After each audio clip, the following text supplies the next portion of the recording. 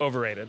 We tested out a bunch of different recipes for kid, and the one that I went with, and it is by far my favorite, and I had everyone in the restaurant this week try the single, like, one night fermentation proof, which the whole dough from start to finish was probably getting like maybe 30 hours, which is still not short, but compared to like a 2-day going 50-ish hours and a 3-day 70 whatever, best one by far was the 1 day. And for your peaches, your production schedules and everything, it's just like easier to work with a 1-day dough. So I think it sort of depends on the dough and what you're going for, and if there's sourdough in it or not. But to me, it is not it is not just like everyone's out here being like, we did the 72-hour, like, it's longer is better. 16 days. Yeah, exactly. What the fuck, okay, dude? It's so you just mean that starter nasty-ass again. alcohol that you have like suspended in some wheat is sounds tight. Yeah, you should definitely eat that. I think for certain things it's great. For other things, it's not necessary. Overall, I would say that I think it is overrated. Why are you making an 80% hydration dough? Like, are you just doing it because you think it sounds cool? But is your dough ever going to get crispy? Or like, do you have to, you know what I mean? Like, I want a crispy dough, and not to like name names, but there's this one that's always doing like 100% hydration Drop pizza the name, dough. dude. I'm not going to do it. And it's like, I don't want 100% hydration pizza dough. That's just, I'm just eating mushy. Even if it gets fully cooked, it might be, I'm not saying it's not fully cooked. It's just like, that's like, not pizza. That's a soft, pillowy thing with some cheese on it. I mean, we talked about it is pizza. It's not the pizza I want.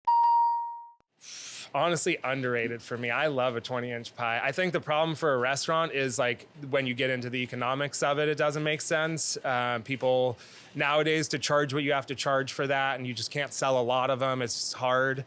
But I love like a slice. Like, I want a real slice. I wanted to do bigger pizzas. I just know it's not the path for me to make any money, and I also want to make money. But underrated, especially in outside of New York.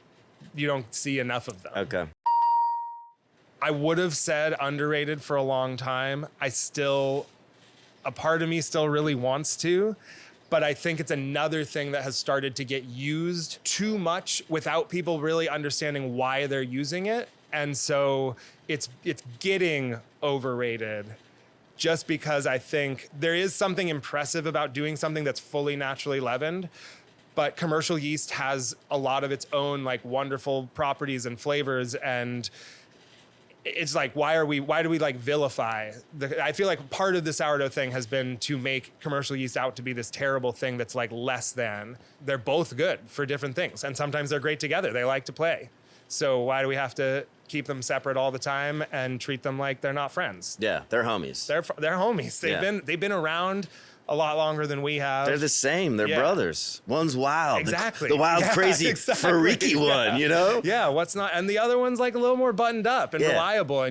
But it's kind of nice to have both of them around, you know? It's like, and sometimes you want to go have fun with the wild one. Sometimes you need old steady, you know? And like, I want both of them in my life. So, I mean, overrated because, not that I don't want to be on them and like it's good for our business, but it's not what I have found. Even just doing pop-ups, like, we've been very fortunate and gotten a lot of good press and been on lists and things like that as a pop-up, which is amazing, and I'm very, very thankful for that. But it's hard for the business sometimes because you go through these crazy swings of like, we're on this list and now we're going to be incredibly busy for the next 2 weeks. And that's great, but I don't really have the staff for it. But I can't hire more because I know that in like 2 weeks now we're going to be back to kind of regular, and people are going to be on to whatever the next list is. So you just have to ride it out, and it's kind of painful. And sometimes you don't give the best experience to the people who are coming because they read this, that you were on this list. A lot of the lists kind of keep hyping the same people, and if they're gonna hype Jules, like, I'm happy, that's a good thing. But it's just hard for a lot of us out here, you know? Yeah. And so unfortunately the lists don't always make that equitable.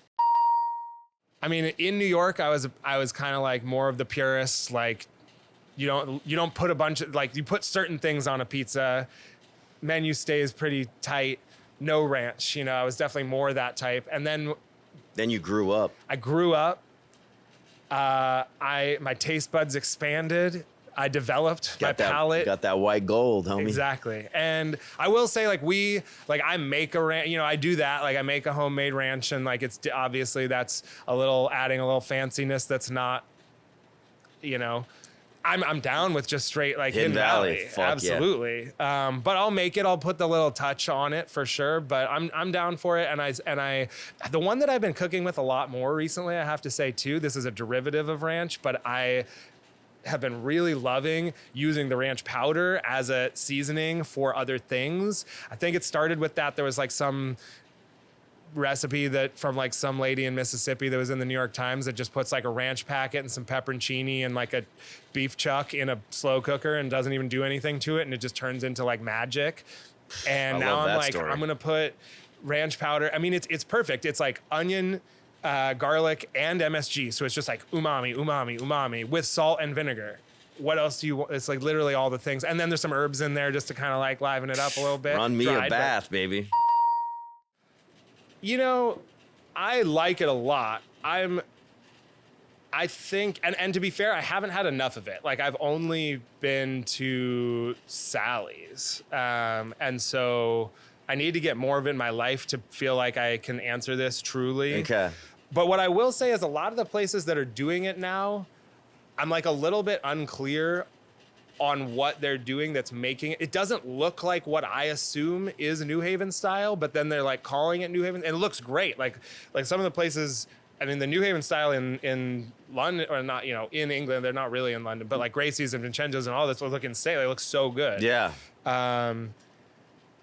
But a lot of places seem to be doing a version that kind of just looks like New York style, but maybe with like a thinner crust, and they char it a little bit more. Yeah. It's not like a wetter dough necessarily. It's not baked in a coal oven. Like some of the characteristics that I feel like are important. Yeah. But I don't know. Overall, fuck it, underrated. I don't know. I like it. Sick. I think it's great. Yeah. Yeah.